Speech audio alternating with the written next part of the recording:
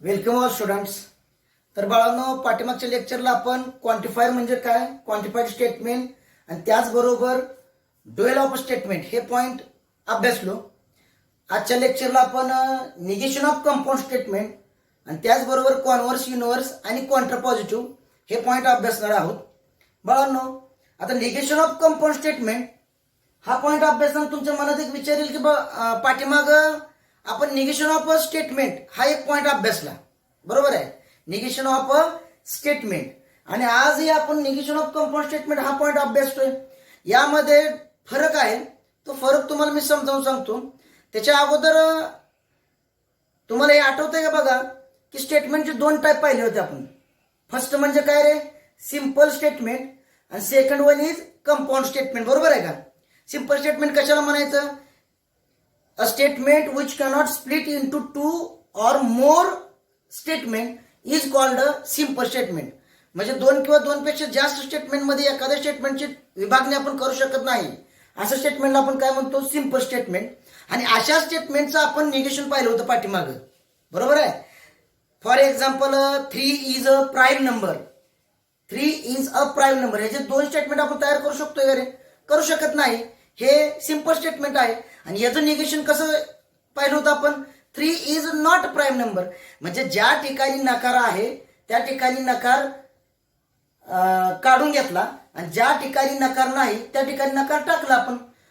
पाठीमाग आपण simple स्टेटमेंटचं negation पाहिलं. आज आपण कंपाऊंड स्टेटमेंट निगेशन पाहतोय. कंपाऊंड स्टेटमेंट कशाला म्हणायचं रे, इफ द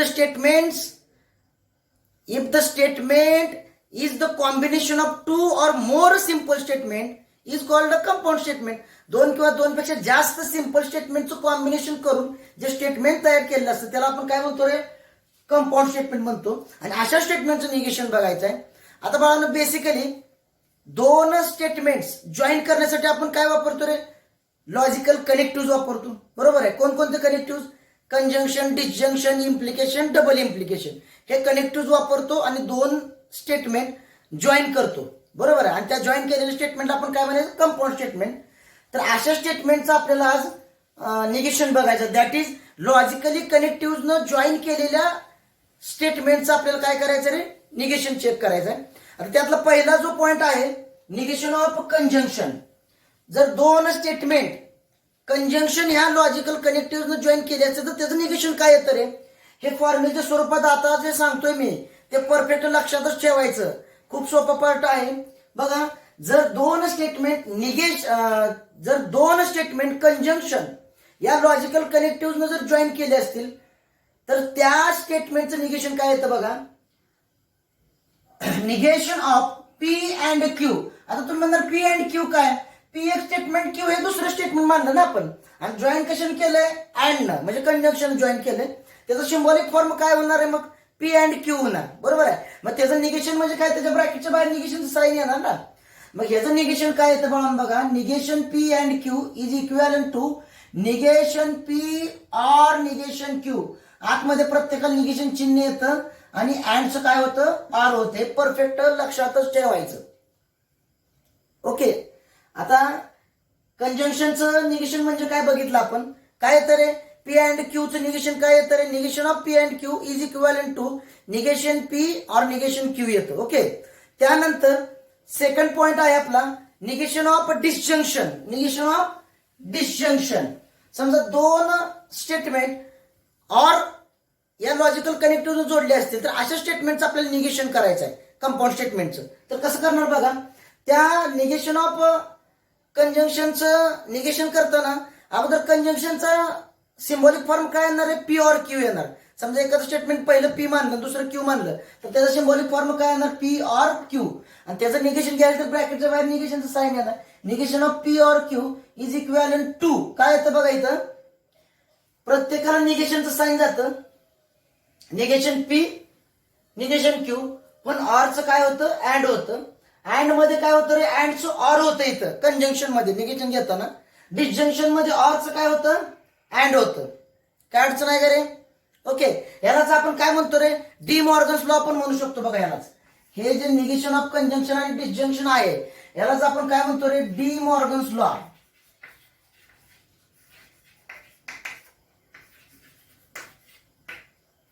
यालाच आपण काय म्हणतो रे, डी मॉर्गन्स लॉ पण म्हणतो. ओके, आता निगेशन ऑफ कंजंक्शन बघितलं, निगेशन ऑफ डिसजंक्शन बघितलं. आता निगेशन ऑफ इम्प्लिकेशन. इम्प्लिकेशन म्हणजे जर समजा दोन स्टेटमेंट इफ देन जोडले असतील तर अशा स्टेटमेंटचं, अशा कंपाऊंड स्टेटमेंटचं निगेशन कसं घ्यायचं बघा. समजा पहिलं स्टेटमेंट पी आहे, दुसरं स्टेटमेंट क्यू आहे आणि त्यांचं सिम्बॉलिक फॉर्म काय होणार आहे, मग इम्प्लिकेशन मध्ये पी इम्प्लाइज क्यू होणार. मग त्याचं निगेशन कसं घेणार आपण, negation of P implies Q is equal to P and negation Q.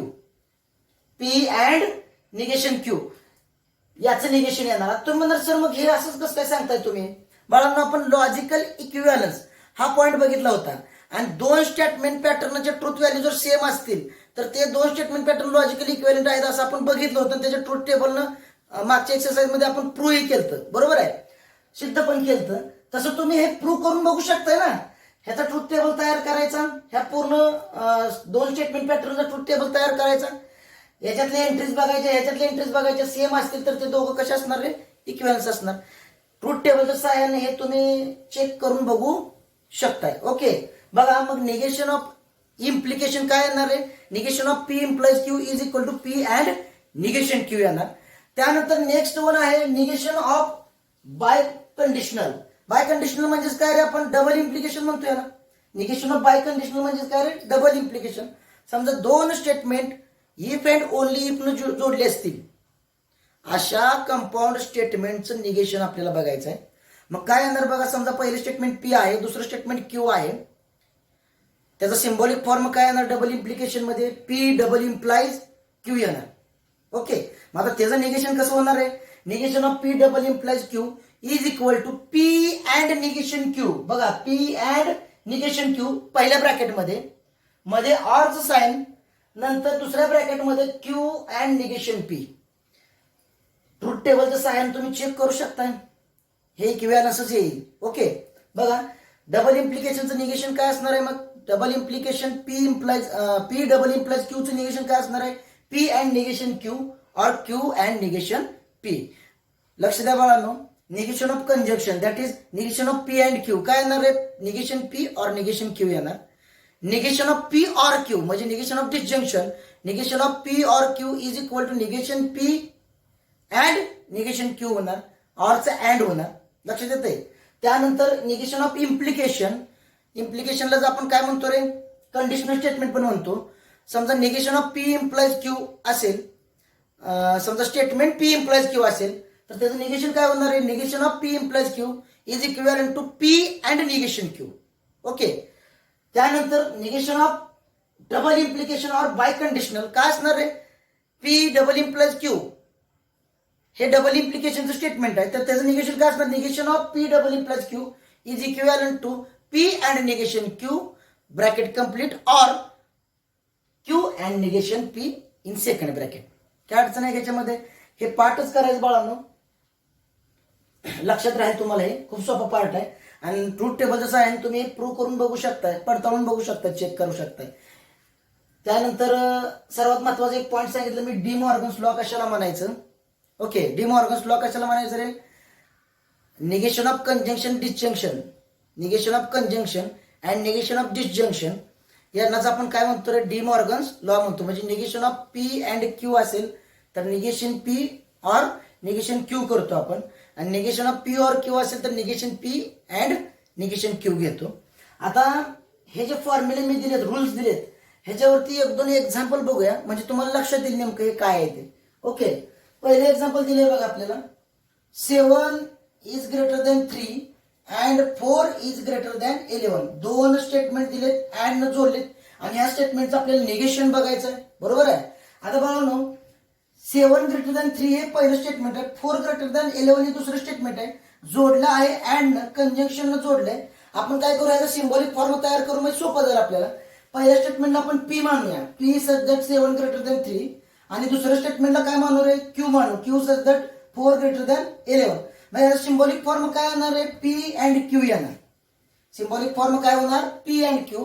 मग आपल्याला याचं निगेशन बघायचं, negation P and Q formula बघितलं आपण वरती. Negation of P and Q काय असणार आहे, negation P or negation Q. बघा, it's negation is negation of P and Q is equivalent to negation P or negation Q. Okay, हा formula आपण वरती बघितलाय. आता फक्त आपल्याला एवढंच करायचं इथं की सिम्बॉलिक फॉर्म तर आपण बघितला आहे, पी स्टेटमेंट म्हणजे काय, क्यू स्टेटमेंट म्हणजे काय बघितलेलं आहे. आता त्याचं पी अँड क्यूचं निगेशन काय येते आपल्याला, negation P or negation Q.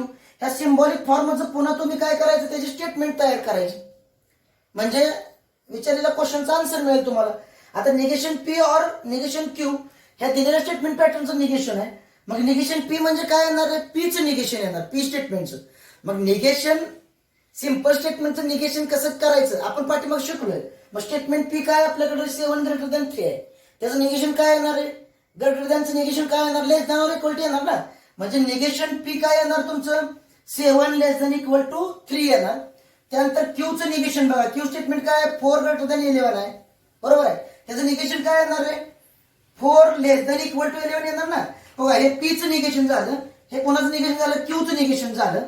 मध्ये जोडलंय कशाला रे, ऑर जोडले, ऑर टाकलं मी. म्हणजे 7 लेस दॅन इक्वल टू 3 और 4 लेस दॅन इक्वल टू 11 हे ह्या दिलेल्या स्टेटमेंटचं काय झालं, निगेशन झालं. काय अडचण आहे त्याच्यामध्ये, दिलेलं स्टेटमेंट अगोदर सिम्बॉलिक फॉर्म मध्ये तयार करायचं. सिम्बॉलिक फॉर्म मध्ये तयार केल्यानंतर फॉर्म्युला माहितीच आहे आपल्याला, त्या फॉर्म्युल्यावरून पुन्हा सिम्बॉलिक फॉर्मचं स्टेटमेंट तयार करायचे, स्टेटमेंट पॅटर्न तयार करायचा, संपलं. काय अडचण. नेक्स्ट एक एक्झाम्पल बघूया अजून एक, म्हणजे लवकर लक्ष येईल तुम्हाला. हे कशाचं बघितलं निगेशन आपण, कंजंक्शनचं बघितलं. आता दुसरा जो एक्झाम्पल आहे ते कशाचं आहे, डिसजंक्शनचं आहे. बघा त्या कंपाऊंड स्टेटमेंटचं आपल्याला निगेशन करायचं आहे. 3 + 3 इज लेस दॅन 5 और 5 + 5 is equal to 9.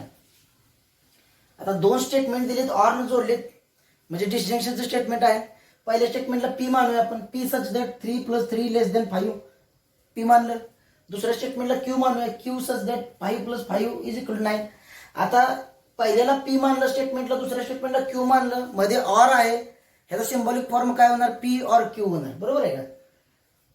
It's a symbolic form is P or Q. मग आपल्याला त्याचं निगेशन घ्यायचं. आता पी और क्यूचं निगेशन काय असणार आहे, negation of P or Q is equal to negation P and negation Q असणार आहे ना. सेकंड फॉर्म्युला बघितला येते, सेकंड रूल आपण, negation of P or Q असेल तर negation P and negation Q. मग आता मी काय करणार आहे, P or Q symbolic form घेतला, it's negation is negation of P or Q. ह्याचं निगेशन हे असणार ना, आणि ह्याचा फॉर्म्युला काय आहे रे, negation P and negation Q. मग ह्याचं पुन्हा स्टेटमेंट पॅटर्न मध्ये आपण प्रेझेंट केले की दिलेल्या कंपाऊंड स्टेटमेंटचं आपल्याला निगेशन मिळणार. काय अडचण आहे त्याच्यामध्ये. ओके, आता निगेशन पी, पी स्टेटमेंट काय आपल्याला 3 + 3 इज लेस दॅन 5. ह्याचं निगेशन काय येणार, 3 + 3 is greater than or equal to 5 येणार. हो हे येणार 3 + 3 is greater than equal to 5. हे कोणाचं निगेशन आहे, पीचं निगेशन आहे. त्यानंतर क्यू स्टेटमेंट काय आपलं 5 + 5 इज इक्वल टू 9, बरोबर आहे. त्याचं निगेशन काय होणार आहे, इज इक्वल टू आहे बघा. मग 5 + 5 इज इक्वल टू 9. इक्वल टूचं निगेशन काय असतं, नॉट इक्वल टू. मग 5 + 5 इज नॉट इक्वल टू 9. ह्या दोन स्टेटमेंटचं निगेशन मी इथे लिहिलं, पहिल्याचं निगेशन लिहिलं, दुसऱ्या स्टेटमेंटचं निगेशन लिहिलं, म्हणजे निगेशन पी आणि निगेशन क्यू लिहिलं. जोडलंय कशाने रे, अँड न जोडलंय, मध्ये अँड टाकलं आपण. काही स्टेटमेंटमध्ये तुम्ही बट पण टाकू शकता. जे पर्यायी वर्ड आहेत कंजंक्शन मध्ये ते पण तुम्ही वापरू शकताय. काय अडचण आहे का. निगेशन ऑफ कंपाऊंड स्टेटमेंट कळलं का तुम्हाला. पुन्हा एकदा सांगतो बघा, negation of conjunction that is negation of P and Q is equivalent to negation P or negation Q. त्यानंतर negation of disjunction, negation of P or Q is equivalent to negation P and negation Q. आणि यालाच आपण काय म्हणतो, या दोन निगेशनला म्हणजे negation of conjunction, negation of डिसजंक्शनला आपण डी मॉर्गन्स लॉ आपण म्हणतो. त्यानंतर negation of implication that is negation of P implies Q is equal to P and negation Q असतं. त्यानंतर negation of double implication that is negation of P double implies Q is equal to P and negation Q or Q and negation P. त्याची example पण बघितली. काय अडचण आहे त्याच्यामध्ये. Okay, आता यानंतर एक पॉईंट आपण बघणार आहे. त्याच्या अगोदर तुम्ही याचा स्क्रीनशॉट काढून घ्या. नेक्स्ट पॉईंट बघूया आपण. ओके, तर बाळांनो आपण निगेशन ऑफ कंपाऊंड स्टेटमेंट म्हणजे काय अभ्यासलो, बरोबर आहे. की जे स्टेटमेंट लॉजिकल कनेक्टिव्ह जॉईन केलेले असतात त्या अशा स्टेटमेंटचं आपण निगेशन बघितलं. दोन एक्झाम्पल ही घेतली मी, निगेशन ऑफ कंजंक्शन आणि निगेशन ऑफ डिसजंक्शनचं बघितलं. इम्प्लिकेशन आणि डबल इम्प्लिकेशन तुम्ही घरी सोडवायचं एक्झाम्पल. त्या टाईपचे एक्झाम्पल बुकमध्ये सॉल्व्ह करून दिलेले आहेत, ती बघायची आहेत. आता काही एक्झाम्पल असे आहेत की त्यामध्ये लॉजिकल कनेक्टिव्ह वापरलेलंच नसतं. मग अशा स्टेटमेंटचं निगेशन कसं करायचं? म्हणजे जरा थोडे डिफरंट टाईपचे स्टेटमेंट असतात की ज्यामध्ये लॉजिकल कनेक्टिव्हचा वापर केलेला नसतो, क्वांटिफायरचा यूज केलेला असतो किंवा ऑल, एव्हरी, सम यासारखे वर्ड वापरले असतात. अशा स्टेटमेंटचं निगेशन कशा प्रकारे करायचं ते बघूया आपण. आता negation of some different type of statements. पहिले स्टेटमेंट काय दिले बघा, किंवा क्वेश्चन कसं विचारतात तुम्हाला एक्झाम मध्ये, write the negation of the following statement असा क्वेश्चन विचारतात. आपण घेतानाच वेगळ्या टाईपचे स्टेटमेंट घेतलेत की जे सीईटी साठी खूप महत्वाचा पॉईंट आहे. अशाच प्रकारचे एक्झाम्पल सीईटी मध्ये विचारतात. थोडंफार किचकट पार्ट असतो तोच सीईटीला विचारतात. बघूया मग पहिले एक्झाम्पल काय आहे. All natural numbers are rational. आता इथं हे स्टेटमेंट कोणत्या लॉजिकल कनेक्टिव्ह जोडले करेल? नाही जोडलं. पण याच्यामध्ये एक सर्वात महत्वाचा पॉइंट म्हणजे ऑल. ऑल हा वर्ड दिलाय बघा इथं. जर एखाद्या स्टेटमेंटमध्ये ऑल हा वर्ड येत असेल तर ऑल काढायचं निगेशन करताना, त्या ठिकाणी सम काढायचं, सम टाकायचं. बघा ऑल हा वर्ड तिथून कट करायचा, त्याच्याऐवजी कोणता वर्ड रिप्लेस करायचा? सम हा वर्ड रिप्लेस करायचा. जर स्टेटमेंटमध्ये नकार असेल तर नकार काढायचा, नकार नसेल तर नकार टाकायचा. म्हणजे नॉट असेल तर नॉट काढायचं, नॉट नसेल तर नॉट टाकायचं. मग आता बघा ह्या नियमानुसार all natural numbers are rational, ह्या स्टेटमेंटचं निगेशन कसं होणार आहे? Some natural number are not rational. बघा ऑलच्या ठिकाणी मी काय केलं आहे? सम टाकलं. ह्याच्यामध्ये नकार आहे कुठं? नाही. मी नकार टाकला. नसेल तर नकार टाकायचं, नॉट नसेल तर नॉट टाकायचं. बरोबर आहे. म्हणजे पुढचं जे स्टेटमेंट आहे ते निगेटिव्ह करून लिहायचं. ऑल काढायचं, राहिले स्टेटमेंट काय करायचं? त्याचं निगेशन करायचं. ऑलच्या ठिकाणी सम टाकायचं, राहिले स्टेटमेंटमध्ये जर नकार नसेल तर नकार टाकायचा, नकार असेल तर नकार काढायचं. कळलं? ऑल असेल तर काय करायचं रे? बघा कंडिशन खूप महत्वाची आहे. जर एखाद्या स्टेटमेंटमध्ये ऑल आलं तर ऑलच्या ऐवजी काय रिप्लेस करायचं? सम करायचं. आणि नॉट नसेल तर नॉट टाकायचं, नॉट असेल तर नॉट काढायचं. ओके. नेक्स्ट एक्झाम्पल काय आहे बघा. आता ऑलचं बघितलं तर समचं बघूया. Some students of class 10 are 16 years old. बघा some students of class 10 are 16 years old. आता क्लास 10 मधील काही विद्यार्थी 16 years oldचे आहेत म्हणून सांगितलेलं आहे. त्याच्या मिनिंगचं काय घेणं देणं नाही आपल्याला. कंडिशन काय आपली रे? सम जिथं असेल. आता जसं मी तुम्हाला सांगितलं ऑलच्या ठिकाणी सम रिप्लेस करायचं, तसं समच्या ठिकाणी काय रिप्लेस करणार तुम्ही? ऑल रिप्लेस करणार. काय रिप्लेस करणार? ऑल. आणि स्टेटमेंटमध्ये जर नकार नसेल तर नकार टाकायचा, नकार असेल तर नकार काढायचा. मग बघा समच्या ठिकाणी ऑल टाकणार. आपलं स्टेटमेंट काय? Some student of class 10 are 16 years old. मी समच्या ठिकाणी ऑल टाकणार. All students of the class 10 are not 16 years old. म्हणजे मी नकार टाकला आणि ऑल रिप्लेस केलं. समच्या ऐवजी काय टाकलं? ऑल टाकलं. नकार नव्हता, नकार टाकला. कळलं? काय अडचण? ओके. नेक्स्ट एक्झाम्पल बघा. एक्झिस्टेन्शियल क्वांटिफायर्स दिले. Existential quantifier n belongs to natural number such that n + 8 greater than 11. आता एक्झिस्टेन्शियल क्वांटिफायर मध्ये काय करायचं बघा. जिथे एक्झिस्टेन्शियल क्वांटिफायर दिले तिथे युनिव्हर्सल क्वांटिफायर घ्यायचं. बघा युनिव्हर्सल क्वांटिफायर दिले घ्यायचं. एक्झिस्टेन्शियलच्या ऐवजी काय करायचं? युनिव्हर्सल क्वांटिफायर घ्यायचं. आणि पुढे जे स्टेटमेंट दिले त्याचं निगेशन घ्यायचं. निगेशन म्हणजे काय रे? नकारार्थी स्टेटमेंट. म्हणजे नॉट नसेल तर नॉट टाकायचं, नॉट असेल तर काढायचं. आता मला सांगा काय काय अल्जेब्रिक स्टेटमेंट आता याचं निगेशन कसं घेणार तुम्ही रे? n + 8 is greater than 11. याचं निगेशन काय येणार आहे? n + 8 is less than equal to 11 येणार ना. बरोबर आहे. म्हणजे युनिव्हर्सल आणि एक्झिस्टेन्शियल क्वांटिफायर मध्ये काय करायचं?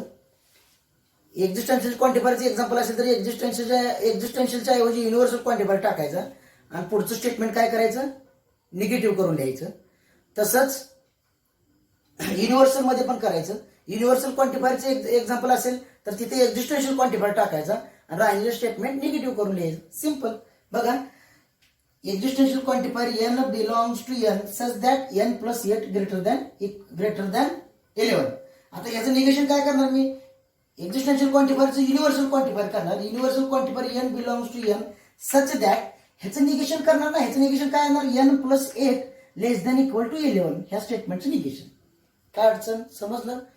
एक्झिस्टन्शियल ठिकाणी युनिव्हर्सल या कंडिशन जी दिली असते त्या कंडिशनच्या स्टेटमेंटचं काय करणार, निगेशन करणार. काय अडचण? ओके. नेक्स्ट आता जसं एक्झिस्टन्शियलचं आहे तसं युनिव्हर्सलचं पण असू शकतं ना. Universal quantifier x belongs to natural number such that 2x+1 is odd म्हणलंय बघा.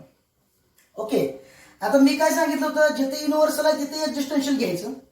मग युनिव्हर्सल ठिकाणी मी एक्झिस्टन्शियल घेतलं. Existential quantifier x belongs to n such that 2x+1 is odd म्हणलंय त्यांनी. मग मी काय म्हणलं, राहिलेल्या स्टेटमेंटचं काय करायचं, निगेशन करायचं, निगेटिव्ह करून लिहायचं स्टेटमेंट. 2+1 इज ऑडचं निगेटिव्ह काय असणार, 2+1 इज नॉट ऑड. म्हणजे दिलेल्या स्टेटमेंटचं निगेशन काय होणार बघा, existential quantifier x belongs to n such that 2x+1 is not odd. Not नव्हतं, नॉट टाकलं, युनिव्हर्सलचं एक्झिस्टन्शियल केलं. काय अडचण आहे का? ओके. त्यानंतर नेक्स्ट एक मोस्ट 5 नंबरचं एक एक्झाम्पल बघा. Every student paid the fee. आता एव्हरी हा वर्ड आला बघा, एव्हरी. एव्हरी या वर्डसाठी आपण हे एक्झाम्पल घेतलेलं आहे. जेव्हा एव्हरी हा वर्ड येतो तेव्हा तो एव्हरी वर्ड रिप्लेस करायचा. कोणत्या वर्ड रिप्लेस करायचा बघा, there exist at least one. There exist at least one या वर्डने तो एव्हरी वर्ड काय करायचा, रिप्लेस केला. एव्हरीच्या ठिकाणी काय टाकणार आपण, देअर एक्झिस्ट ऍटलिस्ट वन हे एव्हरी ठिकाणी टाकणार. आणि राहिलेले जे वाक्य स्टेटमेंट आहे ते स्टेटमेंट निगेटिव्ह करून लिहिणार ना आपण. म्हणजे नकार नसेल तर नकार टाकणार. म्हणजे there exist at least one and not याचा यूज करणार आपण. ओके. बघा, every student paid the fees. मग याचं निगेशन काय होणार, there exist at least one student not paid the fee. There exist at least one student not paid the fee. बघा, not वापरलं आणि there exist at least one student वापरलं मी. म्हणजे देअर एक्झिस्ट ऍटलिस्ट वन आणि not. There exist at least one कोणत्या ठिकाणी वापरलं, एव्हरी ठिकाणी. आणि स्टेटमेंटमध्ये नॉट नव्हतं, नॉट टाकलं आपण. काय अडचण आहे का? बघा, ही डिफरंट टाईपची स्टेटमेंट्स आहेत की या प्रकारची स्टेटमेंट सीईटीला विचारतात. ऑल असेल तर ऑलच्या ठिकाणी आपण काय वापरायचं, सम वापरायचं आणि नॉट टाकायचं. नॉट नसेल तर नॉट टाकायचं, असेल तर नॉट काढायचं. तसंच सम असेल तर समच्या ठिकाणी ऑल वापरायचं आणि स्टेटमेंटमध्ये नॉट नसेल तर नॉट टाकायचं, नॉट असेल तर नॉट काढायचं. तसंच युनिव्हर्सल क्वांटिफायर असेल तर त्याचा एक्झिस्टन्शियल क्वांटिफायर घ्यायचा आणि राहिलेलं स्टेटमेंट निगेटिव्ह करून लिहायचं. आणि एक्झिस्टन्शियल क्वांटिफायर असेल तर एक्झिस्टन्शियलच्या ऐवजी काय रिप्लेस करायचं, युनिव्हर्सल रिप्लेस करायचं आणि ओरिजिनल स्टेटमेंट काय करायचं, निगेटिव्ह करून लिहायचं. आणि त्यानंतर मोस्ट इम्पॉर्टंट पॉईंट म्हणजे काय, एव्हरी असेल एखाद्या स्टेटमेंटमध्ये तर एव्हरीच्या ऐवजी काय रिप्लेस करणार तुम्ही, there exist at least one. There exist at least one हे रिप्लेस करणार. आणि स्टेटमेंटमध्ये नॉट नसेल तर नॉट टाकणार, नॉट असेल तर नॉट काढणार. काय अडचण आहे याच्यामध्ये? ओके. निगेशन हा पॉईंट इथं संपलेला आहे. याचा स्क्रीनशॉट काढा. राहिलेला जो पॉईंट आहे आपला कॉन्व्हर्स, इनव्हर्स आणि कॉन्ट्रा पॉझिटिव्ह तो आपण बघूया. याचा स्क्रीनशॉट काढून घ्या. ठीक आहे. तर बाळांनो, आता आपण नेक्स्ट पॉईंट अभ्यासणार आहे. तो म्हणजे काय, converse, inverse and Contra positive of a statement. हा पॉईंट अभ्यासण्याच्या अगोदर कोणत्या प्रकारच्या स्टेटमेंटचा आपण कॉन्व्हर्स, इनव्हर्स आणि कॉन्ट्रा पॉझिटिव्ह घेऊ शकतो त्या अगोदर सांगतो तुम्हाला मी. बघा, दिलेलं स्टेटमेंट समजा कंडिशनल स्टेटमेंट म्हणजेच काय, इम्प्लिकेशनचं स्टेटमेंट असेल तरच त्या स्टेटमेंटचा आपण कॉन्व्हर्स, इनव्हर्स आणि कॉन्ट्रा पॉझिटिव्ह घेऊ शकतो. म्हणजे दिलेलं स्टेटमेंट कोणत्या टाईपमध्ये असायला पाहिजे, पी इम्प्लाइज क्यू या टाईपमध्ये असायला पाहिजे. ओके. मग बघा, आता if P implies Q is a conditional statement then it's a converse. आता पी इम्प्लाइज क्यू एक कंडिशनल स्टेटमेंट असेल तर त्याचा कॉन्व्हर्स काय येणार आहे, it's converse is Q implies P. बघा, Q implies P is the it's a converse. Okay. काय केलं मी इथं, पी इम्प्लाइज क्यू या स्टेटमेंटमध्ये पी हे पहिलं स्टेटमेंट आहे, क्यू हे दुसरं स्टेटमेंट आहे. फक्त त्या दोघांच्या पोझिशन चेंज केली. सुरुवाती स्टेटमेंट नंतर लिहिलं आणि नंतर स्टेटमेंट सुरुवातीला लिहिलं. असं केल्यानंतर जो स्टेटमेंट पॅटर्न मिळतो आपल्याला त्याला आपण काय म्हणणार आहे, कॉन्व्हर्स म्हणणार. आता इनव्हर्स म्हणजे काय बघूया. दिलेलं स्टेटमेंट जर समजा पी इम्प्लाइज क्यू या टाईप मध्ये असेल तर negation P implies negation Q हा त्याचा काय झाला रे, इनव्हर्स झाला.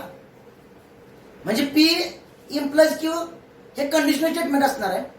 त्या स्टेटमेंटमध्ये पी आणि क्यू हे दोन्ही स्टेटमेंट आपण निगेटिव्ह करून लिहायची, म्हणजे त्यांचं निगेशन घेऊन लिहायचे आहे तशीच. निगेशन करून लिहिल्यानंतर जे स्टेटमेंट मिळणार आहे आपल्याला ते म्हणजे काय असणार, त्याचा इनव्हर्स असणार आहे. म्हणजे बघा, the inverse of P implies Q is negation P implies negation Q. आणि त्यानंतर आता लास्ट पॉईंट आहे बघा, कॉन्ट्रा पॉझिटिव्ह. समजा दिलेलं स्टेटमेंट हे पी इम्प्लाइज क्यू या टाईपमध्ये असेल तर त्या स्टेटमेंटचा कॉन्ट्रा पॉझिटिव्ह हा negation Q implies negation P असतो. म्हणजे काय केलं मी, स्टेटमेंटची आदलाबदल केली आणि स्टेटमेंटचं निगेशन घेतलं. किंवा तुम्ही असंही म्हणू शकताय, इनव्हर्स मध्ये बघितलं बघा, इनव्हर्स मध्ये आपण काय केलं असतं, negation P implies negation Q घेतलं असतं. ह्या negation P implies negation Q ची फक्त पोझिशन चेंज करायची. म्हणजे पहिलं जे आहे ते शेवटी लिहायचं आणि शेवटचं स्टेटमेंट काय लिहायचं, सुरुवातीला लिहायचं. असं केल्यानंतर जे स्टेटमेंट मिळणार आहे तो म्हणजे काय असणार आहे, कॉन्ट्रा पॉझिटिव्ह असणार आहे. काय अडचण आहे? कारण आता सर्वात महत्वाचा इथे प्रश्न असतो की काही स्टेटमेंट असे दिलेले असतात की इफ हे सुरुवातीला दिलेलं नसतं त्या स्टेटमेंटमध्ये. बघा, इम्प्लिकेशनचं स्टेटमेंट आपण ओळखतो कसं रे, इफ देन जर असेल तर इम्प्लिकेशनचं आहे असं आपण म्हणतो. मग जनरली स्टेटमेंट कसं असतं रे, सुरुवातीला इफ असतं आणि नंतर देन असतं. काही स्टेटमेंटमध्ये इफ सुरुवातीला नसतं. मग तुम्ही पी स्टेटमेंट कोणता आणि क्यू स्टेटमेंट कोणता हे कसं ओळखणार? लक्षात घ्या बाळांनो, ऑलवेज लक्षात ठेवायचं, इम्प्लिकेशन मध्ये दिलेलं स्टेटमेंट इफच्या नंतरचं जे काही स्टेटमेंट आहे, दिलेल्या स्टेटमेंटमध्ये इफच्या नंतरचं जे स्टेटमेंट आहे ते ऑलवेज पहिलं स्टेटमेंट घ्यायचं. म्हणजे काय घ्यायचं, पी घ्यायचं. आणि राहिलेलं जे स्टेटमेंट असतं ते म्हणजे काय घेणार तुम्ही, क्यू घेणार. म्हणजे इफ स्टेटमेंटमध्ये कोणत्याही ठिकाणी येऊ द्या, सुरुवातीला येऊ द्या किंवा इतर कोणत्याही ठिकाणी इफ येऊ द्या, इफच्या नंतरचा जो काही भाग आहे तो भाग म्हणजे काय असणार आहे, स्टेटमेंट पी असणार आहे. आणि राहिलेलं स्टेटमेंट काय असणार आहे, क्यू असणार आहे. लक्षात येतंय? बघा, दिलेलं स्टेटमेंट जर कंडिशनल असेल तरच त्या स्टेटमेंटचा आपण कॉन्व्हर्स इनव्हर्स कॉन्ट्रा पॉझिटिव्ह घेऊ शकतो. कॉन्व्हर्स म्हणजे काय रे, समजा पी इम्प्लाइज क्यू हे दिलेलं स्टेटमेंट असेल तर त्याचा कॉन्व्हर्स काय येणार, क्यू इम्प्लाइज पी येणार. इनव्हर्स काय येणार, negation P implies negation Q येणार. आणि कॉन्ट्रा पॉझिटिव्ह काय येणार, negation Q implies negation P येणार. लक्षात येतंय? आता याचं एक एक्झाम्पल घेऊया म्हणजे तुम्हाला परफेक्ट लक्षात येईल नेमकं कॉन्व्हर्स इनव्हर्स आणि कॉन्ट्रा पॉझिटिव्ह म्हणजे काय. तर बाळांनो, आता आपण कॉन्व्हर्स इनव्हर्स आणि कॉन्ट्रा पॉझिटिव्हचे एक एक्झाम्पल घेऊया जेणेकरून तुम्हाला तो पॉईंट परफेक्ट लक्षात येईल. आता परीक्षेला हा क्वेश्चन कसा विचारतात बघा, write the converse inverse and Contra positive of the following statement असं क्वेश्चन विचारतात. आणि स्टेटमेंट दिलेले असतात. आता स्टेटमेंट कोणत्या प्रकारचे असतात त्याचे एक एक्झाम्पल दिले मी, बघा लक्ष द्या. If a function is differentiable then it is continuous. If देनचं स्टेटमेंट आहे, बरोबर आहे. आणि म्हणजे कसलं स्टेटमेंट आहे ते, कंडिशनल स्टेटमेंट आहे. आता मला सांगा, या प्रकारचं स्टेटमेंट दिल्यानंतर आपण सुरुवातीला काय करायचं, इफच्या नंतरचा पार्ट कोणता आहे बघायचा, त्याला पी मानायचा. आणि देनच्या नंतरचा पार्ट कोणता आहे बघायचा, त्याला काय मानायचं, क्यू मानायचं. हे महत्वाची कंडिशन मी सांगितली होती. म्हणजे पहिलं स्टेटमेंट कोणतं मानायचं आणि दुसरं स्टेटमेंट कोणतं मानायचं. इफच्या नंतरचा जो काही पार्ट असेल, स्टेटमेंट असेल, त्याला आपण पहिलं स्टेटमेंट मानणार. आणि देनच्या नंतरचा जो काय स्टेटमेंट असेल त्याला आपण काय मानणार, क्यू मानणार. मग मला सांगा, पी काय मानणार आहे, a function is differentiable. Statement P such that a function is differentiable, पहिलं फंक्शन मानलं. क्यू काय मानणार आहे, Q such that a function is continuous मानणार. आता मग याचा सिम्बॉलिक फॉर्म काय तयार होणार आहे, पहिलं पी मानलं, दुसरं स्टेटमेंट क्यू मानलं, इफ त्यानं जोडले म्हणजे पी इम्प्लाइज क्यू झाला ना सिम्बॉलिक फॉर्म हा, बरोबर आहे. सिम्बॉलिक फॉर्म काय तयार झाला, पी इम्प्लाइज क्यू. मग पी इम्प्लाइज क्यूचा आपल्याला कॉन्व्हर्स कसं लिहायचं माहिती आहे. मग the converse of P implies Q is Q implies P ना. Converse of P implies Q is Q implies P. आता या सिम्बॉलिक फॉर्म पुन्हा स्टेटमेंट मध्ये कन्व्हर्जन करायचं झालं, आपला काय तयार झाला, कॉन्व्हर्स तयार झाला. म्हणजे आता मला सांगा, पी इम्प्लाइज क्यूचा कॉन्व्हर्स काय आहे, क्यू इम्प्लाइज पी. मग क्यूच्या ठिकाणी दुसरं स्टेटमेंट, क्यू हे दुसरं स्टेटमेंट आहे. म्हणजे दुसरं स्टेटमेंट अगोदर घ्यायचं आणि पहिलं स्टेटमेंट नंतर घ्यायचं. दोन्ही स्टेटमेंट इफ देणं जोडायची. मग कसं करणार तुम्ही, if a function is continuous then it is differentiable which is the converse of given statement. Okay, काय तयार केलं मी रे, if a function is continuous then it is differentiable. म्हणजे अ फंक्शन इज कंटिन्युअस अगोदर लिहिलं आणि फंक्शन इज डिफरन्शिएबल नंतर लिहिलं, इफ देणं जोडलं. असं केल्यानंतर स्टेटमेंटची पोझिशन चेंज केल्यानंतर जे स्टेटमेंट म्हणतं आपण त्याला काय म्हणतो, कॉन्व्हर्स. कॉन्व्हर्स कसं काढायचं कळला. आता इनव्हर्स काय बघा, इनव्हर्स पी इम्प्लाइज क्यूचं इनव्हर्स काय असतं, negation P implies negation Q. The inverse of P implies Q is negation P implies negation Q असणार. मग आता मला सांगा, दिलेले जे स्टेटमेंट आहेत ते आहेतच ठिकाणी आहेत, पण त्यांचं निगेशन लिहायचं आपल्याला. इथपर्यंत वापरायचं आहे. स्टेटमेंट आहे त्याच ठिकाणी जे पहिलं कंडिशनल स्टेटमेंट असतं ओरिजिनल, सेम तसंच लिहायचं आहे. फक्त त्यातली जी काही दोन स्टेटमेंट आहेत ती काय करायची, आपल्याला त्या स्टेटमेंटचं निगेशन लिहायचं आहे. मग negation P implies negation Q म्हणजे काय, निगेशन पी. आता पी काय आपलं स्टेटमेंट, अ फंक्शन इज डिफरन्शिएबल. मग निगेशन पी काय येणार आहे, a function is not differentiable. हे निगेशन पी येणार. क्यू काय आहे रे, अ फंक्शन इज कंटिन्युअस. मग निगेशन क्यू काय येणार, अ function is not continuous. Okay. मग आता या पद्धतीने लिहायचं आहे आपल्याला. इफ देन जोडायचं आणि निगेटिव्ह केलेली दोन वाक्य इफ देन जोडून आपल्याला इथं लिहायची आहे. मग काय होणार सांगा मला, if a function is not differentiable, a function is not differentiable, then it is not continuous. दिलेलं कंडिशनल स्टेटमेंट आहे तसं लिहिलंय. फक्त ज्या दोन स्टेटमेंटचं कंडिशनल स्टेटमेंट आहे ती दोन स्टेटमेंट आपण काय केली, निगेटिव्ह केली, म्हणजे त्याच्यामध्ये नॉट टाकली. लक्षात येते, म्हणजे negation P implies negation Q झालं. आणि if a function is not differentiable then it is not continuous is the inverse of given conditional statement. Okay. हा त्या स्टेटमेंटचा काय झाला, इनवर्स झाला. आणि लास्ट पॉईंट आपला आता काय, कॉन्ट्रा पॉझिटिव्ह तयार करायचं आपल्याला. आता आपण इनवर्स केलेला आहे वर, लक्षात येते का, इनवर्स काय केला मेरे, negation P implies negation Q. तर कॉन्ट्रा पॉझिटिव्ह काय असतो रे, negation Q implies negation P असतो ना. ठीक आहे, negation Q implies negation P. मग मी negation P implies negation Q वरती तयार केलंय, खाली फक्त त्याचं काय आहे रे, पोझिशन चेंज करायची स्टेटमेंटची, चेंज करणार. मग सोपं आहे, निगेशन क्यू स्टेटमेंट अगोदर लिहायचं, निगेशन पी नंतर लिहायचं. मग काय लिहिणार तुम्ही रे, if a function is not continuous, हे निगेशन क्यू आहे. If a function is not continuous then it is not differentiable, हे निगेशन पी झालं. लक्षात येते. हा झाला कॉन्व्हर्स, इनव्हर्स आणि contrapositive of given conditional statement. 2 किंवा 3 मार्काला परीक्षेला पडतो हा क्वेश्चन. खूप सोपा आहे. दिलेलं स्टेटमेंट अगोदर सिम्बॉलिक फॉर्म मध्ये तयार करायचं पी इम्प्लाइज क्यू मध्ये. मग त्याचा कॉन्व्हर्स काय करणार तुम्ही रे, क्यू इम्प्लाइज पी करणार. त्यानंतर इनव्हर्स काय येणार, negation P implies negation Q करणार. आणि कॉन्ट्रा पॉझिटिव्ह इनव्हर्सचे जे स्टेटमेंट असतात त्या स्टेटमेंटची पोझिशन चेंज करणार. म्हणजे काय मिळणार तुम्हाला, कॉन्ट्रा पॉझिटिव्ह मिळणार. इथे एक नोट खूप महत्वाची देतो तुम्हाला, सीईटी साठी एक महत्वाचा पॉइंट आहे बघा. ऑलवेज दिलेलं conditional statement P implies Q आणि त्याचा कॉन्ट्रा पॉझिटिव्ह बघा. दिलेलं कंडिशनल स्टेटमेंट काय रे, पी इम्प्लाइज क्यू, आणि त्या स्टेटमेंटचा कॉन्ट्रा पॉझिटिव्ह काय असणार आहे रे, negation Q implies negation P. हे ऑलवेज इक्विव्हॅलन्स असतात. P implies Q is equivalent to negation Q implies negation P.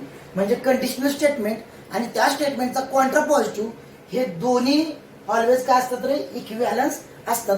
Truth टेबलच्या सहाय्याने तुम्ही चेक करू शकता. हे लक्षात येते. तर बाळांनो, आज आपण सर्वात महत्वाचे पॉइंट अभ्यासलो. कोणकोणते पॉइंट अभ्यासलो बघा. आता पहिली गोष्ट निगेशन बघितलं आपण. Okay. Negation of compound statement बघितलं, negation of conjunction, negation of disjunction, negation of implication आणि निगेशन ऑफ डबल इम्प्लिकेशन. त्यानंतर सम डिफरंट स्टेटमेंटचं निगेशन कसं फाइंड करायचं ते पण बघितलं. ओके. त्यानंतर आपण कॉन्व्हर्स, इनव्हर्स आणि कॉन्ट्रा पॉझिटिव्ह बघितला. आता या सर्व पॉइंट वरती एक एक्सरसाइज दिलाय पुढं. तो एक्सरसाइज आपण नेक्स्ट लेक्चरला सॉल्व्ह करणार आहे. एक्सरसाइज 1.3. ओके. तो एक्सरसाइज आपण नेक्स्ट लेक्चरला सॉल्व्ह करूया. ह्याचा स्क्रीनशॉट काढून घ्या. पुस्तकातली सॉल्व्ह करून दिलेली एक्झाम्पल सोडवा. नेक्स्ट लेक्चर तुम्हाला एक्सरसाइज सॉल्व्ह करून देतो. ओके. Thank you very much.